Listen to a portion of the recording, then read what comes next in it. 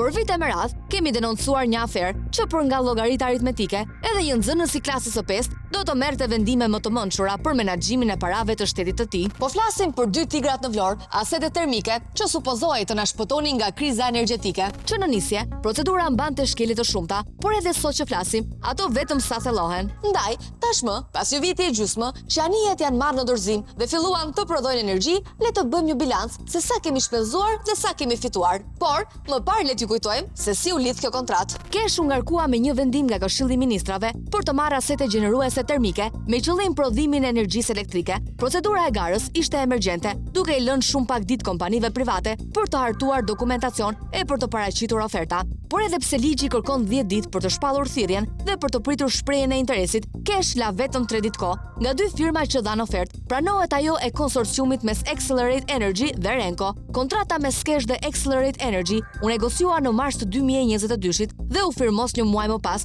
por pa lënë datë dorëzimi. Një tender emergjent, ku duhet sqaruar se emergjenca ishte vetëm për shtetin dhe jo për kompaninë, pasi kësaj të fundit ishte lënë në dorë ta sillte mallin kur të donte vet. Si pasojë, asetet e prodhimit të energjisë elektrike mbërritën pasi çmimet e energjisë u normalizuan dhe u vendosën në punë, sepse kriza kishte një vit e gjysmë që kishte përfunduar. Ndërkohë, kontrata që kompania Accelerate Energy lidhi me Kesh në prill të vitit 2022 shërbeu si kolateral për të marrë kredi bankare e për të blerë më pas anijet me TES në Bangladesh. 2 TECet i kushtuan Accelerated $15 milion, 3 herë më lirë se kosto që do të paguaj Kesh për qiran 2 vjeçare, që është $46 milion, ndërsa për operimin e tyre do të paguaj $22.5 milion te kompania Renko. Një absurditet logjik që do të ishte çmenduri jo vetëm për ekonomistët, por edhe për ata që dinë aritmetikën e thjeshtë. U bë reklam se anijet termike janë sjell nga kompania e madhe amerikane Accelerate Energy, por më pas rezultoi se firma që ka lidhur kontratën është një tjetër Accelerate e regjistruar në shtetin offshore Delaware, parajsë fiskale që mban sekret pronarët.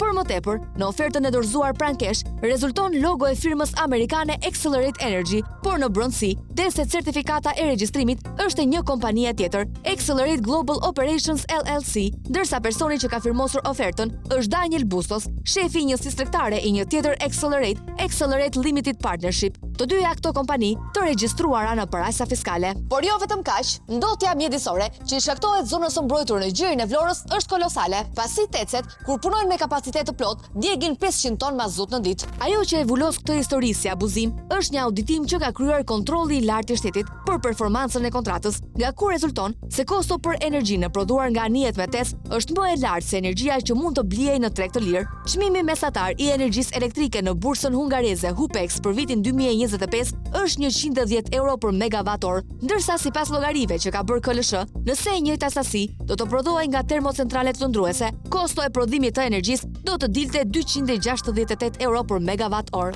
Tani le të shohim pak bilancin e prodhimit të energjisë dhe parave që këto anije kanë marrë sipas asaj që vetë institucionet rregullatore raportojnë. Të dhënat e endit rregullator të energjisë për vitin 2024 dhe 2025 tregojnë se asetet termike gjeneruese të vendosura në portin e Vlorës kanë prodhuar 22.639 megawatt-orë energji në vitin 2024 dhe 77.087 megawatt në vitin 2025. Pra në total 99.726.000 kilowatt-orë energji.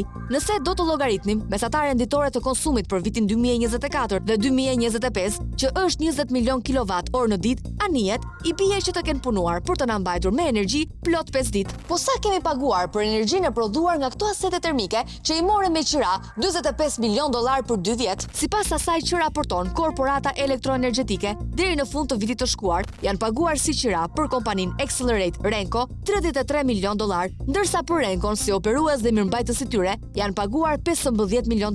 Deri në fund të vitit që lan pas, kompania e ngritur për zbatimin e kontratës me Kesh për anijet Accelerate dhe Renko ka marrë 75% të pagesës, ndërsa Renko 67% të pagesës së zotuar në kontratë. Ndërsa tani, le të shohim se sa janë paguar për qiran, operimin dhe lëndën ndjekse për prodhimin e këtyre 100.000 megawattove të arta. Vetë Accelerate dhe Renko kanë marrë $48 milion që konvertuar në euro janë €21.2 milion dhe €15 milion janë shpenzuar për lëndën ndjekse që është blerë për të vënë në punë anijet. Në total, €56.2 milion për 99.726 106 megawatt orë. Çmimi për 1 megawatt del 563 euro. Pra, 2 herë më i lartë edhe se ai që ka llogaritur kontrolli i lartë i shtetit. Pa llogaritur këtu kostot të tjera që janë paguar për vënien në punë tanijeve që prodhojnë energji, 1.7 milion euro për sigurimin e tyre, 460.000 euro për zhdoganimin, 1.7 milion euro për vajin lubrifikues dhe 7.2 milion euro për qiranë e depozitimit të lëndës djegëse.